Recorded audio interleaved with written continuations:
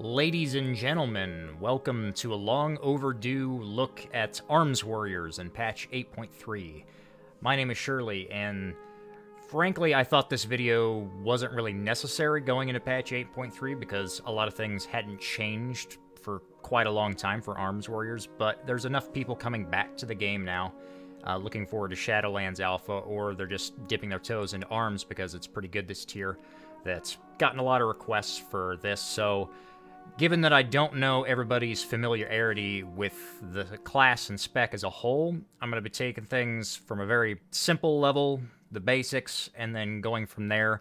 And I'll be mentioning some really meta things along the way that, might not be relevant to a lot of people just getting into the class. But hopefully, if you, do have gear and have been playing it for a while, you can also learn something from this.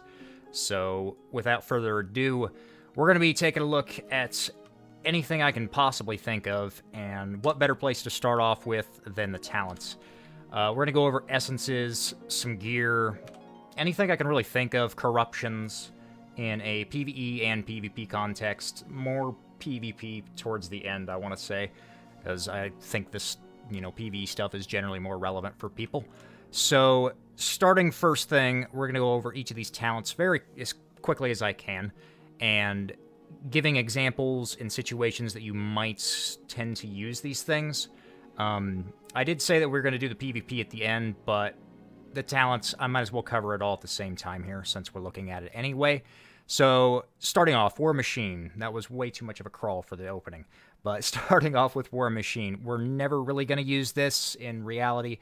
There are a couple of fights like Hive Mind, for example, and ny'alotha that you could use this, but it's not something I would recommend in most situations, unless you really know what you're doing with it. And that leaves Sudden Death and Skull Splitter. Now, these both see use in different contexts for our Arms Warrior.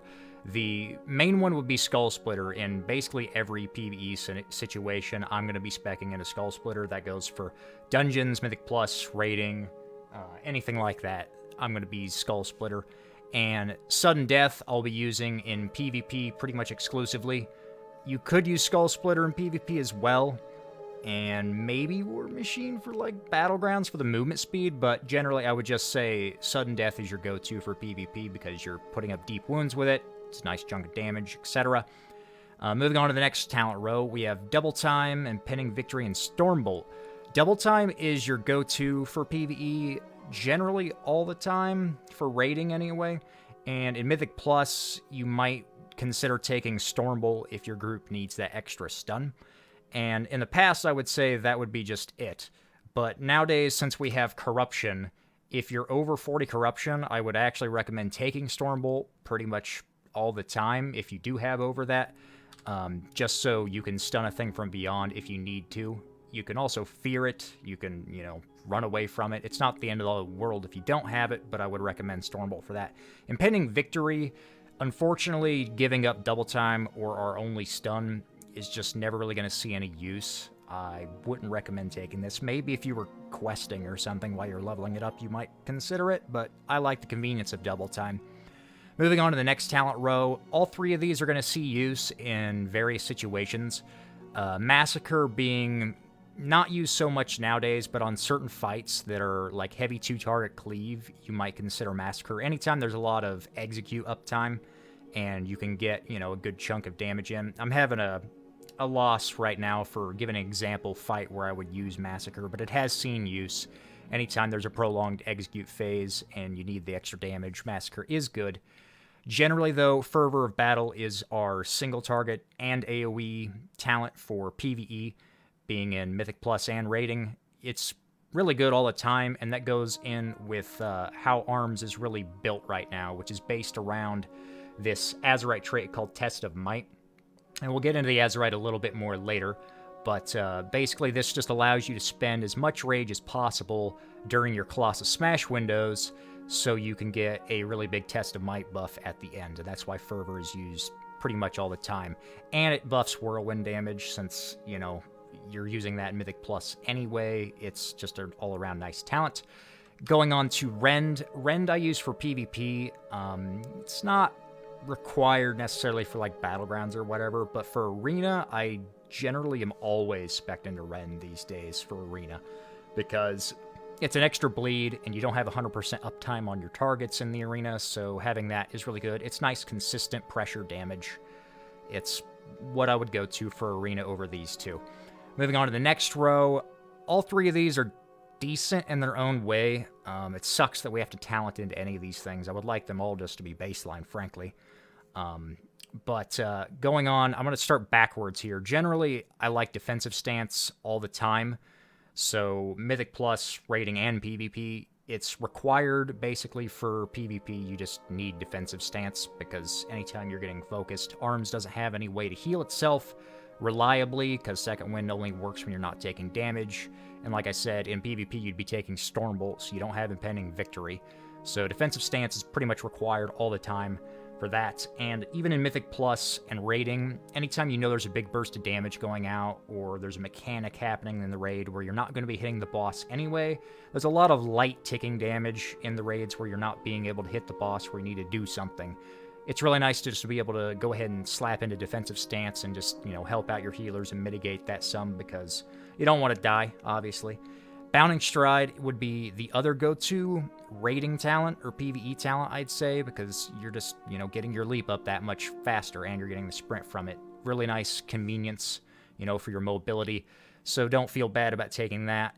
Generally, though, I like to be able to take care of myself a little bit better with defensive stance. And last, Second Wind, we'll see a couple of uses. You can use it, obviously, for questing or anything. You know, it's great to top off yourself when you're leveling or anything like that. But in PvE, sometimes, well, before I get onto that, it's good in dungeons and in some raid encounters just to top yourself off between, you know, chunks of damage that go out passively or whatever. If there's any lull in the ticking damage that might be happening, then Second Wind can just help out your healers. Generally, I'd take defensive stance. I do want to say, though, that Second Wind has a couple of raid encounters that it's kind of bugged on, and I don't know if they've fixed a lot of these, but I remember back in Old Deer, all the light, not all of it, but most of the light ticking damage in the raid that just passively went out on the entire raid, for whatever reason, didn't turn off Second Wind. So if you spec'd into this, it would just heal you all the time anyway. So anytime there's like a light ticking damage fight like that, it's usually worth testing to see if you can get away with Second Wind, because if you're getting healed for 6% of your health every second, that ends up just, you know, being better than defensive stance in the long run. But it doesn't work on many fights, but it is worth considering on some things. Anyway, moving on to the next talent row. All three of these are really good, and generally just comes down to what you want to do in a fight or what the fight is dictating you to do. So, starting off in the middle here, Warbreaker is kind of the standard go-to. If you're ever in doubt or questioning what you should be spec'd into, Warbreaker is your bread and butter. For PvP, it's pretty much all the time. I don't think I would... Collateral damage isn't bad, but pretty much I would use Warbreaker exclusively in PvP. For raiding and Mythic Plus, it's kind of a toss-up. In the past, depending on your gear, Warbreaker would probably be better, but the higher gear levels you get and the more corruptions and things you have, Warbreaker loses a lot of its value. Unless you have an Azerite trait called Lord of War. I don't think I actually have any on at the moment. But if you have a Lord of War trait, or a couple, or all three, or whatever, then obviously Warbreaker gets so much more value because Lord of War just adds direct damage to it. So in Mythic Plus, if you got like 3 Lord of Wars, then yeah, I'd probably go Warbreaker. If you don't, then Warbreaker loses a lot of value. And going back to collateral damage here, this one I wouldn't use so much for Mythic Plus these days, but for raiding, it has a ton of value now, in ny'alotha at least, because Test of Might has scaled so well that we want to be getting back as much rage as possible all the time, and there's a lot of 2-target cleave situations that you're getting more value out of collateral damage to get an even bigger Test of Might buff than you would be off of just Warbreakering, you know, a couple extra things for that 30%. So collateral damage, you just really want to look out for situations to make use of it, but it's definitely a good talent. And then that brings us last to Cleave. Cleave, I find less useful in raid encounters than collateral damage. Not all the time, obviously, but in some of them, because the arc in which you actually cleave in front of you is a lot smaller than it might seem, and things have to live long enough for deep wounds to do its damage, so it's actually worth using. However, that being said, for Mythic Plus, it's really good. Really good. And depending on how you gear your character, I would highly recommend Cleave. Now, it's getting kind of ahead of ourselves, but I might as well talk about it. Deep Wounds is based off of our mastery, of course, and yes, it scales crazy number-wise with arms, but it's not as good as it may seem just based off of the percentage here. However, if you get any corruptions that buff your mastery, this gets insane value in any AoE situation. So anything you can always put multiple Deep Wounds up at a time, for example, with Cleave, then you're getting a lot more value out of it. So if you have any mastery corruptions, this is what I run these days in Mythic Plus. Basically all the time would be Cleave, because I have 3 of the... let me see how I can find one for you guys here. There's so much damn gear that we have to carry around these days. This one right here, I can't think of the name of it, but the mastery, like 900 proc for 10 seconds. It's got a pretty good uptime, like 50-ish% uptime. And if you got, multiple ones of these that you can have up all at the same time, this also makes it scale better with haste as well, because it makes your deep wounds tick faster. So on this, coupled with Test of Might, you can get your bleed to do, like, literally 200,000 damage within that 6-second window. It gets pretty crazy, so that's why Cleave is the go-to for me anyway right now for Mythic Plus. Anyway, getting back to the talents here. The 90 row from... In for the Kill, Avatar, and Deadly Calm. Deadly Calm is dead. I've never used it the entire expansion, and that just leaves these 2. In for the Kill, I'm always taking in every PvE situation, rating Mythic Plus included. You might think the Avatar would see some use for very niche situations where you need the extra burst, but generally no. Not with the way that Test of Might, once again, works, is you need this haste to keep the rotation feeling smooth. Otherwise, you're going to be standing around not doing anything for extended periods of time, waiting on rage and auto attacks. So, in for the kill all the time for PvE. Avatar, I will use in Arena and PvP a lot of times. I do like playing with in for the kill, even in Arena. It kind of comes down to your gear and how much haste you have with a specific set of PvP gear at the time. But in for the kill is still good. Avatar, you're getting on-demand burst, and it's a root break, so it sees obvious value, in a PvP situation, why you would want that. And last but not least, the final talent row, Anger Management, Dreadnought, and Ravager. These 2 are pretty much dead right now. I've seen people do things with Ravager, but you're replacing your Bladestorm, and it does less damage anyway, and the main value of Bladestorm right now, and Ravager, is that it just puts up deep wounds, because your bleed off your mastery is going to be doing generally more damage than Bladestorm itself anyway. So I would highly recommend Anger Management in every single situation right now. I never spec out of this. It's good in every way, especially if you're spec'd into Warbreaker, because it's also lowering the cooldown on that and Bladestorm, so you're getting double value out of it. All around good talent, and it makes Test of Might that much better. So in like raiding or anything, you would never take anything but Anger Management, just because so much of the class revolves around Test of Might at the end of the game anyway. Let's see. I'll go over, well, I'm going to probably forget about it if I don't do it. So I'm going to quickly talk about the PvP talents. Trinkets, that's kind of a preference thing, whatever you want to do. Generally, Sharpen Blade, you're going to have all the time.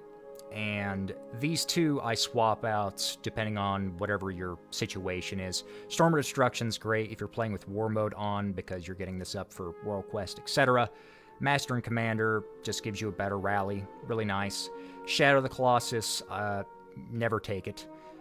War Banner, you're going to use this versus things with Rogue Mage, heavy CC comps, etc. Wouldn't use it for Battlegrounds, really. It's not really worth the effort. Duel is a nice peel. Duel and Disarm are both talents that you can use together even if you wanted. If you really just wanted to help out your teammates, if you know they're going to get trained the whole game. Both of these are really nice options. Obviously, Disarm doesn't have any value versus a caster these days, but, you have that.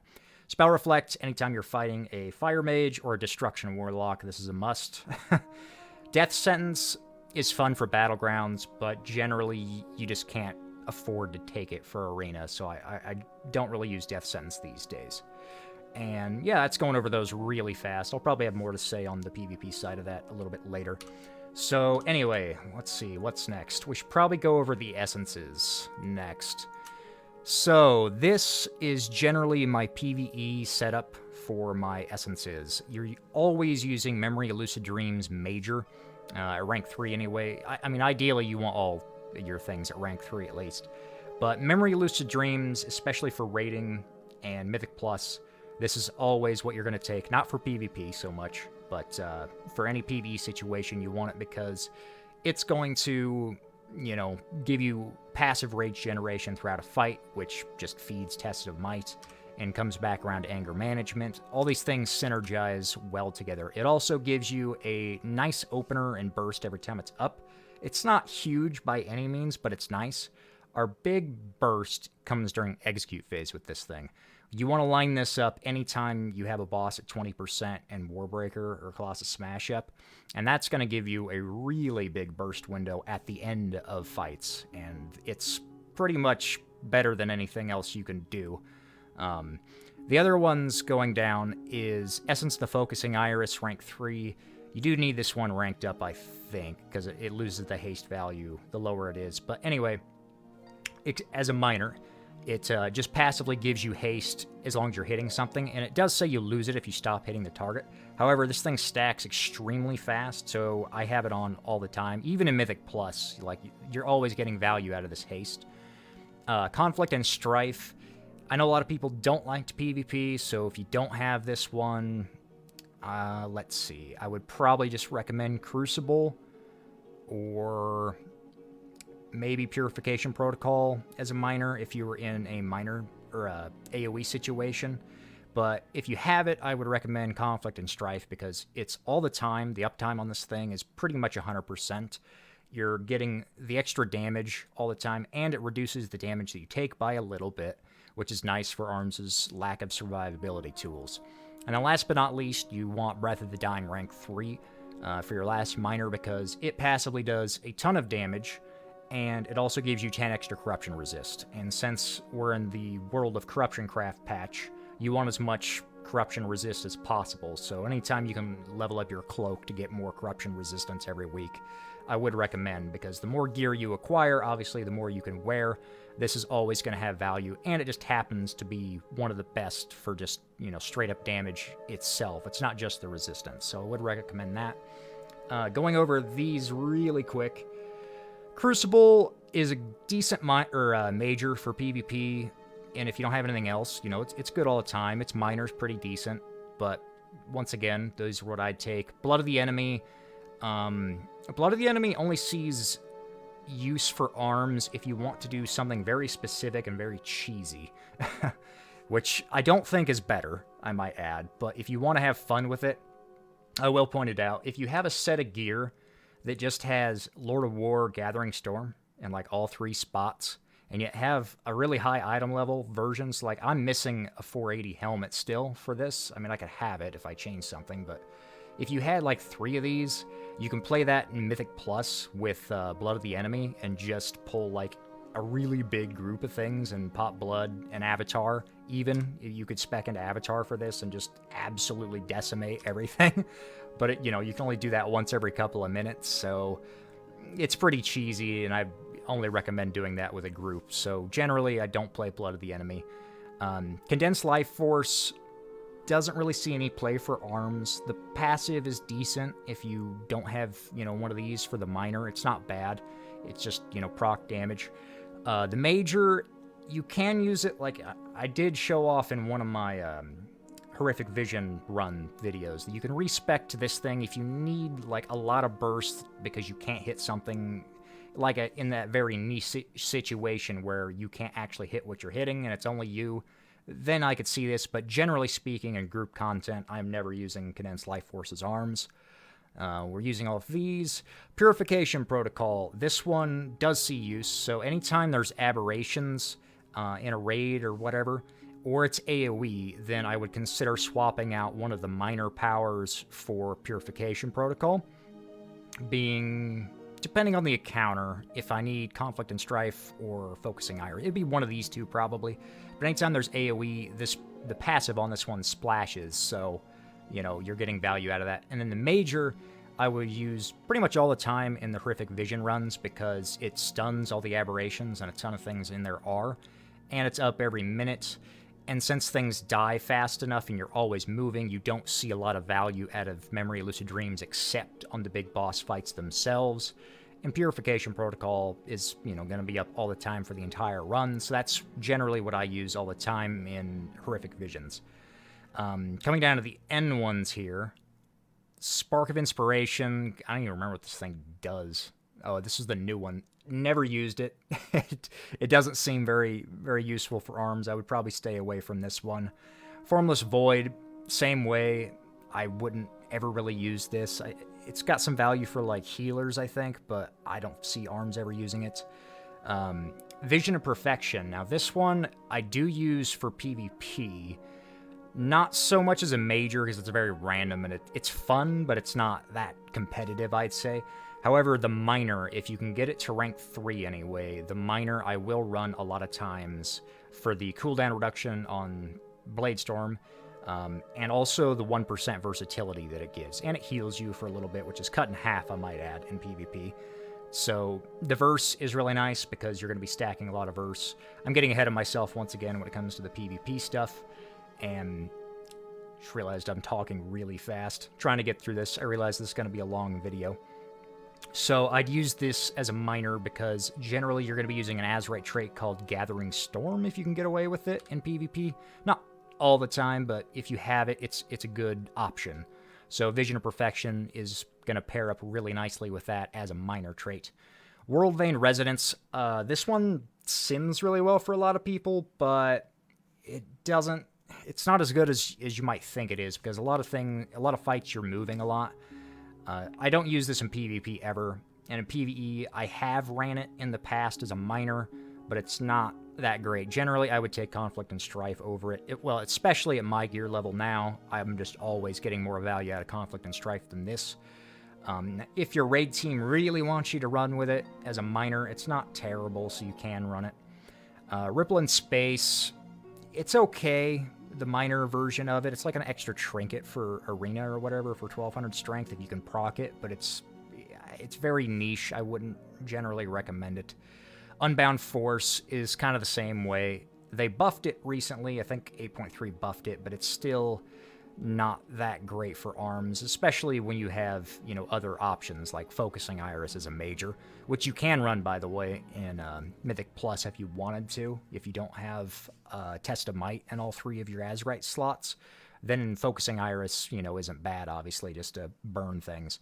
But generally, Lucid Dreams here is going to be your best bet in any PvE situation. We're not going to cover the prot things. So, yeah, man, moving on. What's next? What next? Gear. We should probably talk about Azerite a little bit. So, obviously, I've talked about Test of Might, and this is what you want all the time for PvE. And the way it works, if you're not, you know, super familiar with it, is every time you're in a Colossus Smash window, when you're spending Rage, you want to spend as much as possible to get the biggest buff, you know, afterwards, and then, you know, use that and keep cycling as much Rage so you can get it back even faster with Anger Management, and in for the kill buffs that window itself. So all these things synergize together, and that's why Test of Might is the one you basically need to have if you want to be, you know, any sort of competitive DPS as arms right now. And anyway, moving on. You don't really use it in PvP. If you have, like, I've got 3 of them at 475 and a couple of 480s. It's not awful if you have it at really high item level in PvP, but it requires you to have really good uptime, and you generally don't have, like, the perfect situation to get the most use out of it, so I don't recommend using it in PvP. If you can carry around a couple of sets of gear like I do, then I would use something else. But Test of Might, you always want in PvE. Moving on to the other traits. So for raiding and Mythic Plus, there's a couple of things you can run. Rating, generally you want anything that just gives you stats. So, for example, you can see I'm running Heart of Darkness in the second slot, Meticulous Scheming, and Clockwork Heart. And all these things just give me stats all the time, which are really useful. So if you can stack Heart of Darkness, for example, if you got the raid pieces and you have, over 25 corruption, it's always getting good value. I would always recommend this. Meticulous Scheming just gives you a ton of haste when this thing procs. Also really good because of the way that we're going to look at stats. You're getting a ton of value out of haste. And Clockwork Heart is the same way. You can plan around this one too, so if you can get a couple of these, there are a couple of pieces you can get with Clockwork Heart on it. You can line things up and actually, get a ton of value out of this, so all three of these are really good. As far as the warrior-specific traits, though, I would recommend either Lord of War or Gathering Storm. Maybe not stack it or anything, but if you have one of these on your second slot, after Test of Might, of course, and you don't have any other good options, these are both decent for rating, or Mythic Plus especially, because, like I said, in Mythic Plus, if you got a Lord of War, then you've got more, of an excuse to run Warbreaker instead of Cleave. Or if you don't have any Mastery corruptions, then Warbreaker, especially with a Lord of War trait, you're getting a ton of value. Same thing for Gathering Storm. You're passively just getting a ton of strength during your Test of Might window to use this thing anyway, which is great. Which reminds me that we need to go over the rotation because of that trait in particular. The minors, anything, once again, that buffs stats is good. Elemental Whirl. Blood Siphon, not so much, unless you're building like a mastery set of gear and you really just want it for AoE. Elemental Whirl is always getting good value from every situation I can think of, really. The end-of-the-line things here, Moment of Glory is really good because it actually increases the duration of Rally by 2 seconds, and it gives you a little bit extra health, but it's mostly that duration increase that is really good in PvE and PvP. Longstrider, generally I'm going to stay away from it. It doesn't work in PvP, so yeah, you're going to be... I don't like relying on a piece of gear giving me a little bit of movement speed all the time if it's not actually reliable, if it's turned off and anytime I'm open the world or whatever and somebody hits me. So generally stay away from it. It's not terrible, so you might hear mixed things about that. But anything else, let's see.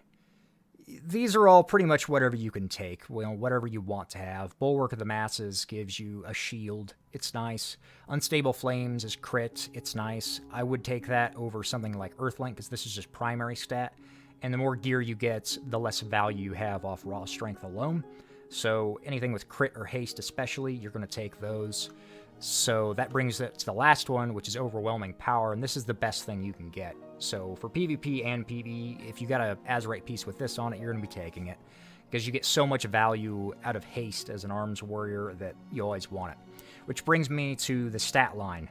A lot of people ask what you want for stat weights or anything like that, and if there's breakpoints on any of this. For one, there's no breakpoints. So generally you want as much haste as possible, and then you want as much crit as possible, and then Mastery Verse are kind of after that. You just stack them, you take what you can get, basically. So if you have a piece of gear on it that's, haste versed over haste mastery, then you take whichever one has more haste, generally.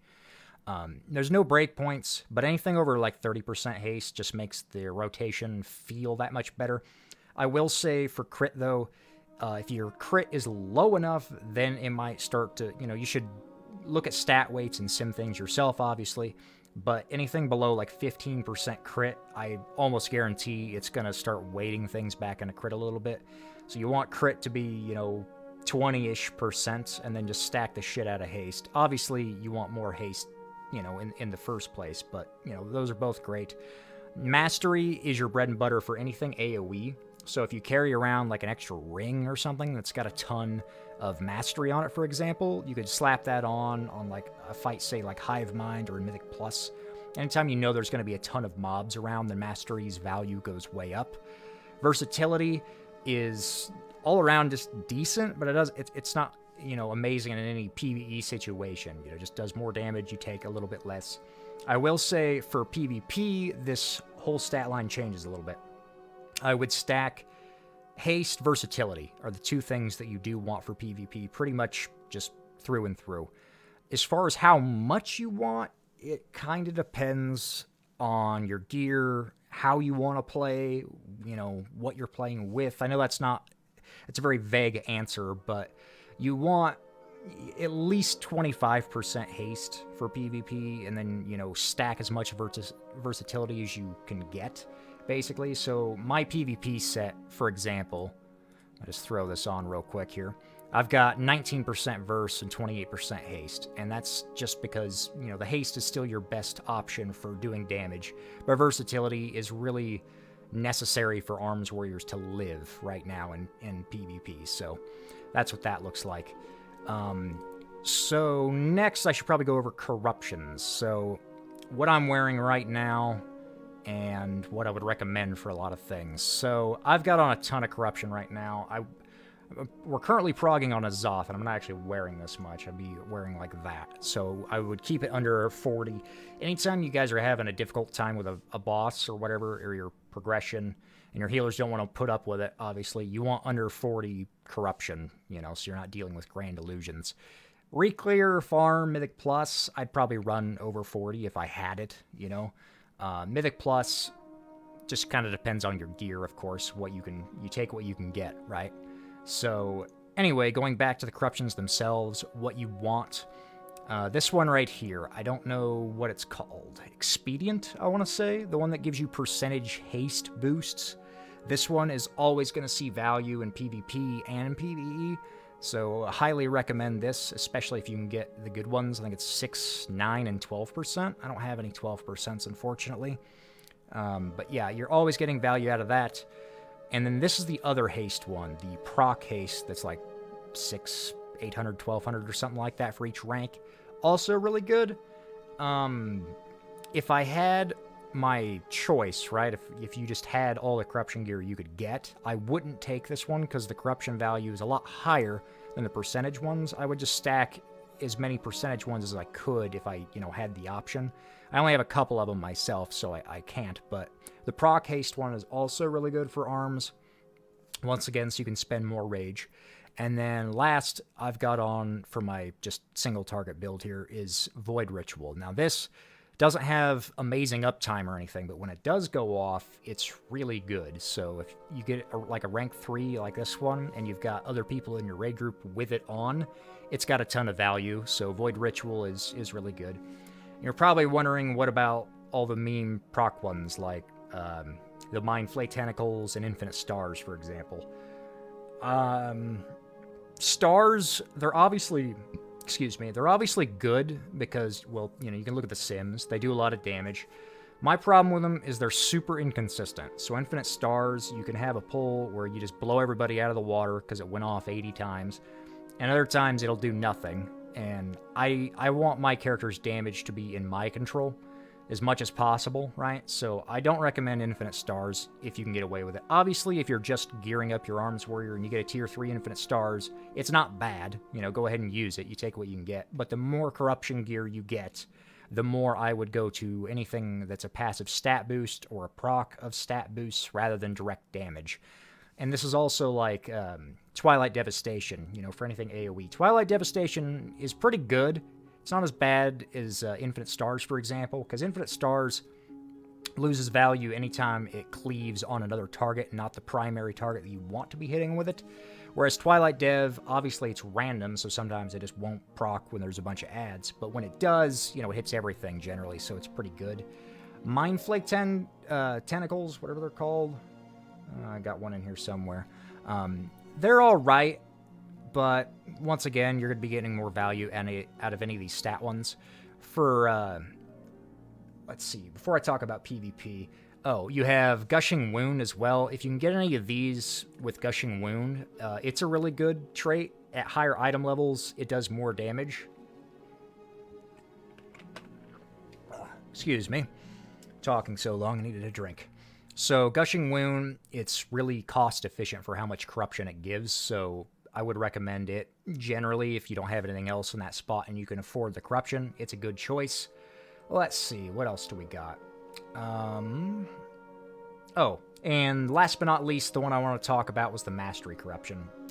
I've already kind of went over this, but anytime there's AoE situations, if you can stack some of these Mastery proc ones, I don't have any of the percentage, like, Mastery Increase pieces. I'm sure they'd be alright too if you had, like, a dedicated gear set with a lot of Mastery on it, but generally, I just like these that proc Mastery and then keep up as much haste as you can. So for Mythic Plus, I'll have on, I'm going to swap my gear set here. I've got on 3 pieces that have 900 Mastery proc, and then I've got this haste one on as well.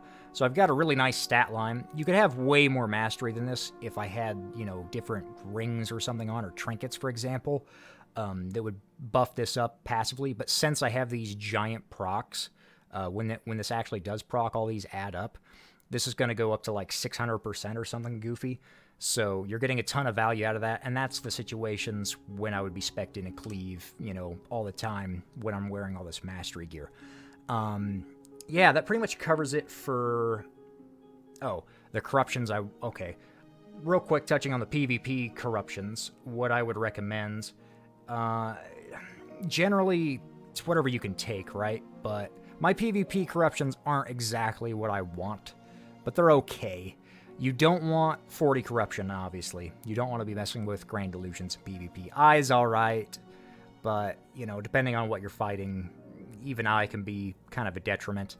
The big one, though, is this. The one that procs versatility, these 800 ones, the big ones.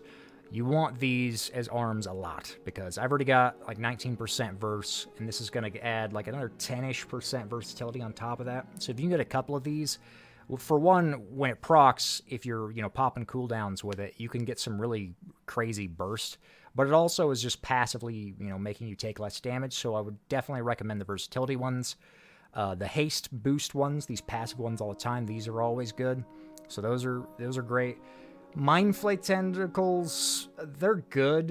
There, I got one there. They're alright for PvP, but the higher up you go in a bracket, people at this point know about it, and they're just going to kill it instantly, so I don't really recommend it for any kind of arena. But for battlegrounds or whatever, you know, they're fun when it procs and it just vaporizes everything around you. But generally, I'd take versatility, haste, and then I'm also wearing this weapon from Mott that gives me obsidian skin. Now, this thing is not very good for PvE, but in PvP, it's decent. You get 5% armor, which isn't a big deal, but it's, you know, a nice little bonus versus other melee. But the proc itself is reliable because it's every 30 seconds, and it's AoE, and it actually hits pretty hard. It is split. It doesn't say it, but it is split damage the more targets it hits. It'll do, you know, less diminishing. So if you're getting somebody or a healer or whatever on their own, and this thing goes off and it crits, this thing can hit people for like 100k, and it does scale with your versatility. So, you know, you're getting value out of these procs as well when this thing goes off. Anyway, that's pretty much it for corruptions. Let's talk a little bit about trinkets. So, trinkets. These are probably the 2 best ones you could possibly get for PvE right now, for raiding. Generally, for single target anyway, you want the Vita Charge Titan Shard off Raw Den and ny'alotha, and it's pretty self-explanatory. It procs, and it gives you a ton of haste. Now, is the set bonus worth it? Not really. Not for arms anyway. I would probably stay away from it. And the second one would be Ashvane's Razor Coral, and this drops off of Ashvane and Ashar's Eternal Palace, the last tier of the raid. A lot of people ask, is it worth going back to get at this point? Yes and no. If you're really wanting to be, you know, try hard about it and go for parses and everything, in a single target fight especially, then yes, I would say it's worth going back, even on Heroic, and picking up a Razor Coral, because it's on-demand crit, and you know, you can play around this and get so much value out of it. So yes, it is worth using. Not on every fight, though. A lot of movement, ad-heavy fights where you're not hitting the same target over and over again, I wouldn't use it. I would probably run the Humming Black Dragon scale, which is off of the first boss in ny'alotha. And this just gives you strength and a haste proc as well, just like the Titan Shard. So, for example, in Mythic Plus, I'm just going to run both of these and have a ton of haste, you know, going off all the time. It's getting all the value. You don't have to think about it, you know. Razor Coral requires a bit of planning. Generally, you can either use it with your cooldowns, as in Memory of Lucid Dreams. Not every time Colossus smashes up.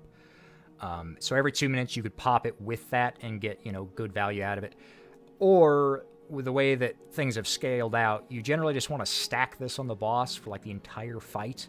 And once you hit execute phase with Memory of Lucid Dreams, that's when you're going to use it and basically guarantee crits for your giant executes at the end of a boss fight. So, yeah, that's why Razor Coral is really good. Any other trinkets of note? Let's see. So Humming Black's good for cleave and PvP for that matter, because you're getting, the haste proc and the speed proc, which actually works in arena, I might add. These are going to be mostly for PvP stuff that I've got in here as well. Maledict, I don't think it's that great these days. It's okay. Spite, it's kind of cheesy. I'm not going to go over these all in great detail. If you know what they do, then great. Badge, this is pretty good. It's passively giving you more versatility for PvP, and it's on-demand burst. Pairs really well with Avatar, sharing a cooldown, or not sharing, but 2-minute cooldown versus a minute and a half. I got a Torment in a jar. I don't ever really use it. It's alright. Medallion, this is also a great trinket for PvP. On-demand versatility, which is more burst and survivability. Writhing Segment of Drestigath, this is the spine trinket. This is also really good for PvP. You might look at that tooltip and think that would be great for Mythic Plus. Not really, because it doesn't say it's, but once again, the damage is split. It doesn't hit everything for 140k like it says it does. So the more targets you clip, the worse it is. And it's also physical damage, so it's impacted by armor. So if I'm fighting like another arms warrior or something, right, I would probably not use this because it's impacted by armor. Or if you're fighting anything with a pet, like a hunter or a death knight, it instantly loses value, and I would go with like the dragon scale over any of those classes. But if you're fighting like a mage, for example, a fire mage that's wearing cloth, and they're just alone, then Drestigath is really good, because this can crit for, like 150k. So it's great. Safeguard, you put this on when you need it for PvP. Anytime you're worrying about getting trained, it's going to be the go-to option. That's pretty much it for trinkets I want to cover at the moment. Whew. Okay, so what am I forgetting now? This has been a long one. Went over gear, went over corruptions. We do need to talk about the rotation now, I suppose. That's probably the last thing in the bag here that I really wanted to cover for today's video. Oh, real quick. Food and potions for raiding and whatnot. Generally, depending on your stat line, you're just going to have like haste food or crit food or mastery food. All of them are pretty good. It's not that big of a deal. Potion-wise, you're going to be using Unbridled Fury and Focused Resolve. Now, generally, I would just say use Unbridled Fury all the time to most people. Focused Resolve, you'll be using once you have, a lot higher gear level, and you're really getting the most out of, your cooldown usage and how you want to line things up. For example, on a single target raid fight or something, I would probably, if we're not lusting on pull, for example, I would probably use Unbridled Fury as your pre-pot, and then once you're stacking up Razor Coral, for 5 minutes or whatever, once you get down to execute phase, then you would use Razor Coral, Memory, Lucid Dreams, Colossus Smash, add execute, and then you would use Focus Resolve during that window, and just, do a ton of crits during the execute phase, and that's when Focus Resolve is going to be better. Or alternatively, if you're pulling a boss on pull and you have the gear for it, this one's kind of on the line, but if you got the gear for it, Focus Resolve I do think is better with Bloodlust and all your cooldowns on pull than Unbridled Fury, especially if there's an add. So while it says that if you hit a new target, it'll reset the focus, right? But if you're hitting a primary target with this and you pop sweeping strikes and you're not actively like just hitting something else and you're just cleaving, then you don't lose Focus Resolve. So with Lust, it's definitely going to be better than Unbridled Fury if you can squeak in as much damage with Memory as you possibly can during that initial go. Anyway, so bringing it back around, for gems and chants, like I said, you just generally want haste, occasionally crit. Your weapon enchant, I am using Gale Force Striking. There's a couple of things you could run. But I just like Gale Force striking all the time because it's consistent rage generation. So anytime there is a bit of downtime, within your rotation, Gale Force is a nice way to pad everything out.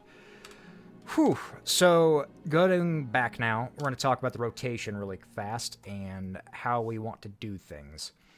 Obviously, this is going to change a little bit depending on the fight and, a bit of corruption that you might be wearing or whatever, or what your stat line is, for example. But if you're charging a boss or whatever on pull, you're going to go ahead and pop Memory Lucid Dreams before you even charge the boss, because it's generating more rage off of charge itself. And then you're going to immediately go into your Warbreaker Colossus Smash combo or whatever. And then the general priority of arms changes a little bit depending on cooldowns. But you want a Mortal Strike on cooldown. Overpower... Well, before I even get to that. Mortal Strike on cooldown. Skull Splitter, you're going to be using anytime you have less than 60 rage, and that's to keep you from overcapping rage. So if you use it at like 70 rage, and then you get to your next auto swing or whatever, you'll overcap rage and lose value. Or if your auto attack crits, it'll generate more rage than normal, so you don't want to be using this at like 80 rage or something, and for that last little bit, you're just wasting it. Even if it's up and ready and you want to keep it on cooldown as much as possible, but you don't need to use it every single time that it is available. And then you're going to be overpowering to fill, generally, quote-unquote. I'll get to that. And then Whirlwind is your last filler for arms right now because of Fervor of Battle. This is all for PvE is what I'm going over at the moment, by the way.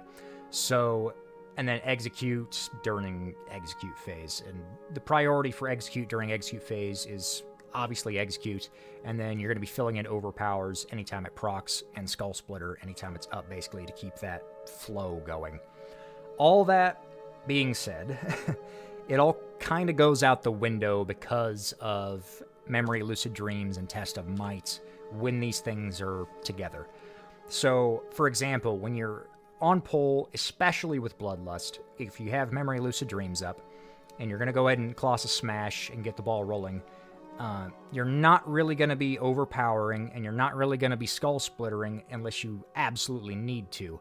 Ideally, you'll have the rage generation, procs, crits, etc., that you will have enough rage to just press Mortal Strike and Whirlwind over and over again as many times as possible in that 10-second window. Now, as soon as CS falls off, then you would go back to using Overpower, as a filler when it procs, still MSing on cooldown, skull splittering below 60 rage, etc. And in like a pure single target situation, you would wait till after Warbreaker or CS, and then Bladestorm. You wouldn't use it during that window. And people ask, well, what about an AoE? Would you Warbreaker a bunch of shit and then Bladestorm on top of it? Yes and no. Generally, no. So if you're in a Mythic Plus, like a high key, anything 15 plus, and things are going to live for a while, then I would say no. If everything is going to die within that 10-second window, then yes, you would use it. But if you know that your big group of 20 dudes or whatever is going to live longer than 10 seconds, then I would go ahead, Warbreaker or whatever, Cleave, and then stack up as much rage as possible during that window like normal, and then you're going to Bladestorm after the fact, as long as everything's alive still. So that's generally the priority for that. So what this looks like in practice, and one last thing, on the pull with Memory Lucid Dreams, if you're going to go ahead and pop it and go through the motions, if you have the procs for it, like say my Vita procs, right? Or I'm running Black Dragon Scale and it procs, and you got a ton of haste and you're just overcapping rage, and Warbreaker or Colossus Smash just ended, and you're still at like 80 rage or something, a lot of times it might be worth, at high gear anyway, to not Bladestorm and go ahead and go through the motions and Warbreaker again, because if you can get it up fast enough, you'll have Warbreaker up before the Test of Might buff even falls off. so you can overlap it and get even more value out of Test of Might and your second Warbreaker, because it's going to be doing 30% more, obviously, for, 3 to 5 seconds-ish, at the end there. And this also is true for any time you're bloodlusting. So if you have bloodlust up, you won't be blade storming after that window. You'll always go ahead and do it twice, go through the cycle twice, and then blade storm. And it's, anytime there's AoE or ads or whatever, then you want to be saving blade storm as well. Oof. And then coming back around to execute phase, anytime you have Memory Lucid Dreams coming up, for example, say there's 15 seconds left on the cooldown of memory, and you've got Colossus Smash up, right? Then, and you're going to be using it, during execute or whatever. If it's below, I'd say about 15 seconds, I would probably hold off on your Warbreaker, especially for execute phase anyway. And you just go through the rest of your normal rotation while saving it.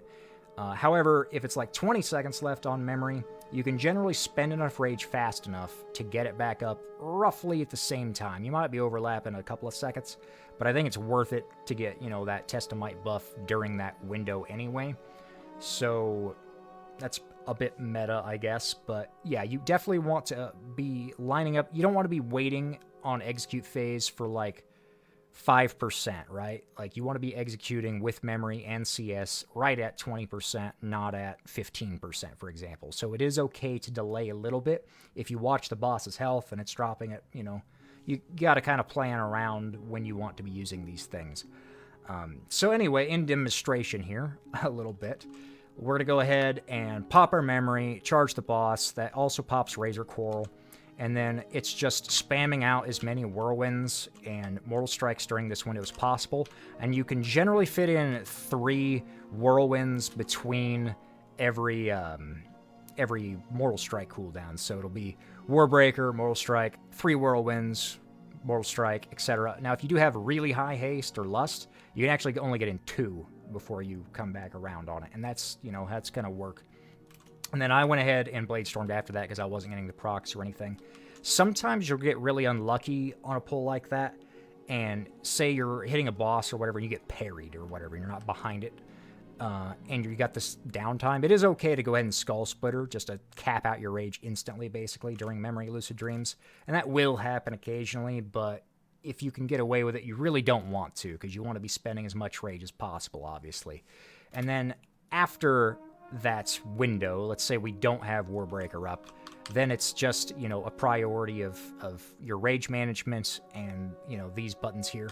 So it's Mortal Strike, you're going to be overpowering to fill, and, Mortal Striking on cooldown, and then it's just Whirlwind, that proc, you hit that, etc. Now, if Overpower and MS come up at the same time, generally you're going to be hitting Mortal Strike over it, even if it's available, so don't worry about wasting Overpower if it's just sitting there for a second. Obviously, I'm not going through it, like, completely fluidly or whatever, but Skull Splitter, anytime it's below 60 rage, and it is based on your haste is the cooldown, so during Lust and everything, you'll get this thing down to, like, a, less than 10-second cooldown, so you gotta kind of watch it, because it will be up more or less depending on, stats and what's going on currently. How Sweeping Strikes fits into this, generally you just use, your standard rotation like normal if there's 2 targets. I would just go through it like single target with Sweeping Strikes up if it's only 2 targets. Now, say that there's 5 targets, okay, and you're running with Cleave and, like, Mastery build or whatever. If you have Sweeping Strikes up, you probably want a Mortal Strike at, like, 4-ish targets, but, like, 5 targets with Fervor of Battle, since it's also slamming your target, I would probably just spam Whirlwind and Cleave in those situations, just to keep up deep wounds and do as much AoE as possible. But otherwise, you're going to be, MSing on cooldown. And going into the last bit of memory with execute phase, let's see. If you've got it up in that Warbreaker window, right, you're going to be dumping as many executes as possible, ignoring every other button during the memory phase. And then, ideally, you'll have enough haste procs because of In for the Kill giving you more haste, that you'll get it back up again during Test of Might in execute phase, and you'll have a good chunk of it, like 5 to 6 seconds or whatever, that you can go ahead and Colossus Smash again during execute phase, and then that's when you're getting, really obscene value out of execute, 200k execute crits on bosses, stuff like that. Yeah, I think that pretty much covers everything. For rotation-wise, probably forgetting something. Somebody will remind me. For PvP, since you're not using memory... Oh, that reminds me. So what I would use for PvP is either Breath of the Dying Major, because it's a lot of burst, and if you can kill pets or whatever, you can get the buff off this to make it do double damage. Or I would run Conflict and Strife Major in this slot here, because anytime you're fighting something tanky or CC heavy like Rogue Mage or whatever, then Conflict and Strife is going to give you that defensive benefit. It's always a good go-to option for PvP. And rotation-wise, you're just going to do your standard PvE bit, except you're going to prioritize your normal rotation through, like, the Warbreaker window instead of just dumping as much rage, because I don't recommend Testamite for PvP. And maintain Ren as much as possible, obviously. But that's about it. Anyway, I think I've covered everything. This has been really long. If you made it this far in the video, thank you very much for watching. If you want to see more of this, feel free to subscribe. And yeah, I guess I'll see you guys next time. Hopefully we'll have ny'alotha down soon for you. But that about covers it. I think I'm done rambling. Have a good rest of your day, everyone. Peace.